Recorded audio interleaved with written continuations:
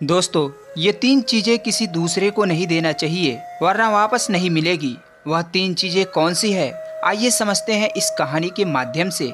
मित्रों, किसी नगर में एक हरिया नाम का व्यक्ति रहता था। उसकी पत्नी बड़ी ही रूपवती और सुंदर थी।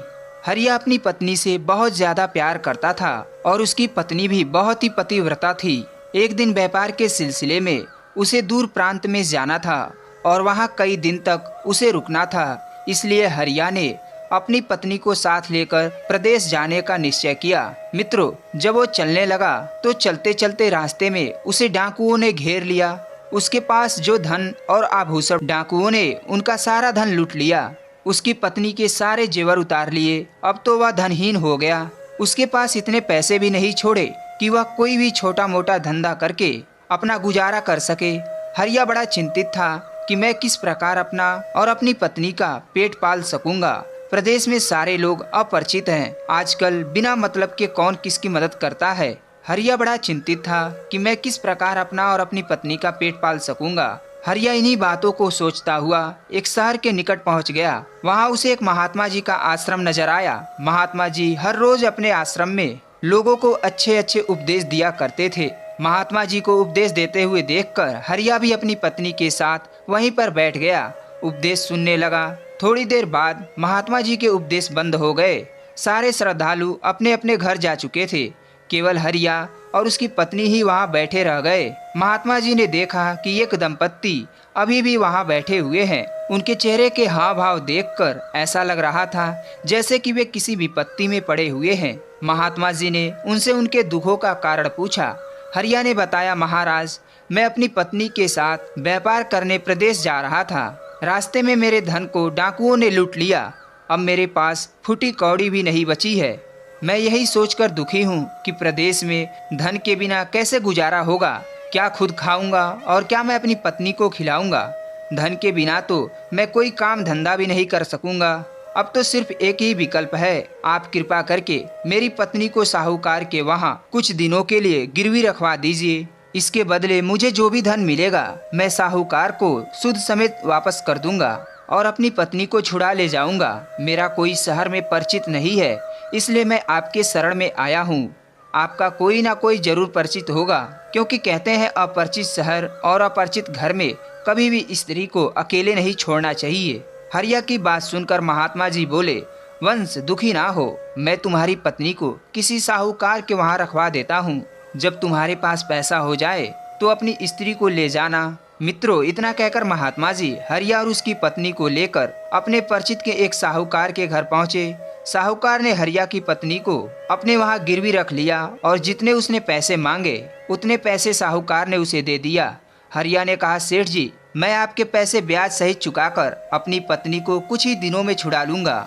मित्रों, इतना कहकर हरिया वहां से चला गया और दूसरे शहर में जाकर व्यापार करने लगा। इधर हरिया की पत्नी को देखकर साहूकार की नीयत खराब होने लगी, क्योंकि हरिया की पत्नी देखने में बड़ी ही सुंदर थी। साहूकार सोचने लगा, क्यों ना इस स्त्री को मैं अपनी पत्नी बना लूं। जब इसका पति इसे लेने आएगा तो मैं झूठ बोलकर समझा दूंगा कि वह मर गई। यही सोचकर साहूकार हरिया की पत्नी के पास गया और उससे इधर उधर की बातें करने लगा कि देखो, तुम कहाँ उस भिखारी के चक्कर में पड़ी हो। हमारी पत्नी क्यों नहीं बन जाती, तुम्हें जीवन भर रानी की तरह रखूंगा। साहूकार की ऐसी बातें सुनकर हरिया की पत्नी भयभीत हो गई। सोचने लगी, यदि मैं इसे अभी मना कर दिया तो ये मेरे साथ जोर जबरदस्ती भी कर सकता है। मेरे पति का कोई पता नहीं कि कब तक लौट कर आएंगे। मैं भला एक अबला नारी इस हट्टे कट्टे साहूकार का क्या कर सकती हूँ। मुझे इस समय बुद्धि से काम लेना होगा और अपनी मर्यादा को बचाना होगा। यही सोचकर हरिया की पत्नी साहूकार से मीठी मीठी बातें करते हुए बोली,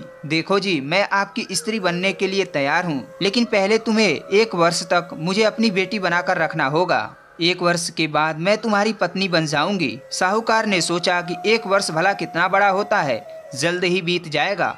उसके बाद तो हरिया की पत्नी को शहर में अपने दूसरे मकान पर रखने लगा, ताकि दूसरों को पता न चले यहाँ कोई स्त्री रहती है। इधर हरिया ने व्यापार करके खूब सारा धन इकट्ठा कर लिया, तो सोचा कि क्यों ना मैं सेठ के पैसे वापस लौटाकर अपनी पत्नी को छुड़ा लाऊं। अब तो हरिया पैसे लेकर उस साहूकार के पास पहुंचा और उसे पैसे देते हुए अपनी पत्नी मांगने लगा। हरिया को देखकर सेठ थोड़ा दुखी हुआ और बोला, भाई मुझे क्षमा करना, मैं आपकी पत्नी को नहीं बचा सका क्योंकि आपकी पत्नी की मृत्यु हो चुकी है। मैंने उसका खूब उपचार कराया लेकिन मैं उसे बचा न सका। साहूकार के मुख से अपनी पत्नी के मरने की बात सुनकर हरिया बहुत दुखी हुआ। हरिया कहने लगा, सेठ जी, अब जो हुआ सो हुआ, लेकिन आप अपने पैसे ले लीजिए, मेरे सर से आपका ऋण का भार उतर जाएगा। तब साहूकार उसे समझाते हुए बोला, देखो भाई, आपकी पत्नी मर चुकी है, इसलिए यह पैसे आप ही रख लो, मुझे आपसे अब पैसे नहीं चाहिए। अब तो हरिया दुखी मन से उन्हीं महात्मा जी के पास लौट आया और पूरी बात बताई कि जब मैं साहूकार के पास पैसे लौटाने गया तो साहूकार ने मुझे बताया कि मेरी पत्नी मर चुकी है। मैं साहूकार को उसके पैसे लौटा रहा था पर साहूकार ने मुझसे पैसे नहीं लिए।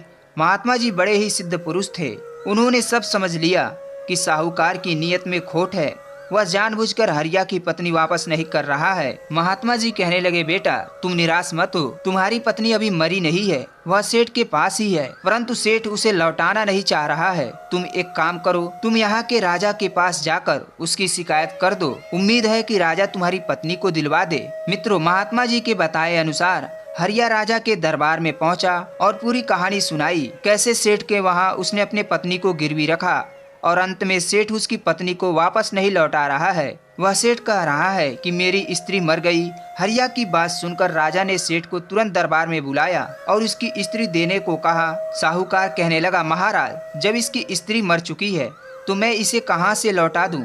मैंने उसे बचाने का बहुत प्रयास किया किंतु मैं उसे बचा न सका। यदि मेरी बातों पर विश्वास ना हो तो जिस वैद्य ने उसका इलाज किया था आप उससे पूछ लीजिए। जिन 4 लोगों ने उसका अंतिम संस्कार किया था आप उनसे भी पूछ लीजिए। मित्रों, साहूकार के कहने के आधार पर राजा ने वैद्य से पूछा तो वैद्य ने बताया, महाराज यह बात बिल्कुल सच है, मैंने ही इसकी पत्नी का इलाज किया था पर उसे ऐसी गंभीर बीमारी थी कि वह बच नहीं पाई।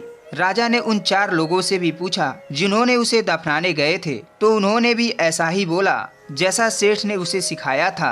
अब तो राजा ने हरिया से कहा, देखो तुम्हारी पत्नी वास्तव में मर चुकी है, अब तुम भगवान की ऐसी इच्छा समझकर संतोष करो। हरिया राजा की बात से संतुष्ट नहीं था, वह वापस लौटकर उन्हीं महात्मा जी के पास गया और राजा के दरबार की सारी बातें महात्मा जी से बताई। महात्मा जी बोले, बेटा अब तुम राजा के पास फिर से जाओ और राजा से कहना आपने न्याय ठीक तरह से नहीं किया है, इसलिए आप 2 घंटे के लिए महात्मा जी को राजा बना दो, महात्मा जी हमें न्याय अवश्य दिला देंगे। मित्रों, हरिया वही बातें राजा से जाकर बोला। राजा ने सोचा, चलो कोई बात नहीं, 2 घंटे की तो बात है, हम 2 घंटे के लिए महात्मा जी को राजा बना देते हैं। अब तो राजा 2 घंटे के लिए महात्मा जी को अपनी गद्दी पर बैठा दिया और राजा के सारे अधिकार महात्मा जी को दे दिया। महात्मा जी ने तुरंत सेठ और गवाहों को बुलाया और सबसे पहले उस वैद्य से पूछा कि क्या तुमने हरिया की पत्नी का इलाज किया था? वैद्य ने बताया, महाराज मैंने ही उस स्त्री का इलाज किया था। महात्मा जी ने फिर से पूछा, तो ये बताओ साहूकार उस स्त्री को इलाज कराने के लिए तुम्हारे पास आता था या तुम साहूकार के घर जाते थे? वैद्य ने कहा, महाराज ना साहूकार उस स्त्री को लेकर मेरे पास आता था और ना ही इसके घर पर मैं जाता था। साहूकार अकेले मेरे पास आता था और मुझसे समस्या बताकर दवा ले जाता था। साहूकार दवा ले जाकर उसे खिला देता था। तब महात्मा जी बोले, वैद्य बिना मरीज को देखे तुमने इलाज कैसे किया? मुझे लगता है कि तुमने दवा के बदले में उसे जहर देकर मार दिया, इसलिए हरिया की पत्नी की मृत्यु के जिम्मेदार तुम हो। तुम्हें कठोर सजा के रूप में 100 कोड़े मारने की सजा दिया जाता है। महात्मा जी के आदेश पर राजा के सैनिकों ने उस वैद्य को 100 कोड़ों की कठोर सजा दी। वैद्य ने सारी बातें कबूल कर ली कि उसने किसी भी स्त्री का इलाज नहीं किया है। मुझे झूठ बोलने के लिए साहूकार ने 500 सोने की मोहरें दी थी। मित्रों, थोड़ी देर में महात्मा जी ने लाश को दफनाने वाले 4 व्यक्तियों को दरबार में बुलाया जो सेठ की ओर से गवाह बनकर आए थे। महात्मा जी ने उन चारों से पूछा कि यह बताइए कि हरिया की पत्नी का अंतिम संस्कार आप लोगों ने किया था? उन चारों ने जवाब दिया, जी हुजूर। महात्मा जी बोले, एक बात बताओ, अंतिम संस्कार से पहले मृतक को नहलाया जाता है। जब तुम उसे दफनाने के लिए ले जा रहे थे तो क्या तुम लोगों ने उस मृतक का शरीर देखा? उन चारों व्यक्ति ने कहने लगे, नहीं हुजूर। उन चारों व्यक्ति ने कहने लगे, नहीं हुजूर, जब हम पहुँचे तो सेठ ने उस अर्थी को पहले ही रख लिया था, हम लोग उसे उठाकर ले गए और शमशान में दफना आए। महात्मा जी ने कहा, क्या पता साहूकार ने उस अर्थी में किसी जीवित व्यक्ति को रख दिया हो जो किसी विषैले पदार्थ के नशे में बेहोश पड़ा हो। हमें लगता है कि तुम लोगों ने किसी जीवित व्यक्ति को दफना दिया है, इसलिए तुम चारों को इस अपराध की कठोर सजा दी जाती है। इतना कहकर महात्मा जी ने उन चारों को 100-100 कोड़े मारने की सजा सुना दी। राजा के सैनिकों ने उन चारों गवाहों के ऊपर 100-100 कोड़े बरसानी शुरू कर दिए। अब तो वे लोग चीखते चिल्लाते हुए उन्होंने बात कबूल कर ली कि साहूकार ने हमें इस काम के लिए 100-100 सोने की मुहरे दिए थे। मित्रों, वैद और उन गवाहों के ऊपर 100-100 कोड़े पड़ते देखकर साहूकार की रूह कांपने लगी। डर के मारे थर-थर कांप रहा साहूकार महात्मा जी से कहा, मैं इस स्त्री के लालच में आकर मैं इससे विवाह करना चाहता था और अपनी पत्नी बनाकर अपने साथ रखना चाहता था। तब महात्मा जी ने, यानी कि जो 2 घंटे के लिए राजा बने थे, और उससे कहा कि तुम्हें 100 कोड़ों के साथ 3 वर्ष की कठोर सजा सुनाई जाती है। मित्रों, सजा सुनाते ही साहूकार का सारा झूठ सामने आ गया। उसने हरिया की पत्नी को लाकर उसे सौंप दिया और अपने किए की क्षमा मांगने लगा। महात्मा जी ने कहा कि जो व्यक्ति विश्वासघात करता है उसकी सजा क्षमा के योग्य नहीं होता है। आज साहूकार को जेल में डाल दिया गया और हरिया अपनी पत्नी को लेकर अपने नगर को लौट आया। कहते हैं चाहे कोई कितना भी विश्वासी हो, उसका भी विश्वास नहीं करना चाहिए। यदि कोई ज्यादा ही विश्वासी है तो भी उससे छुपकर उसकी परीक्षा ले लेनी चाहिए। कहते हैं ये 3 चीजें दूसरों के हाथों में देने से वापस मिलना बहुत मुश्किल हो जाता है।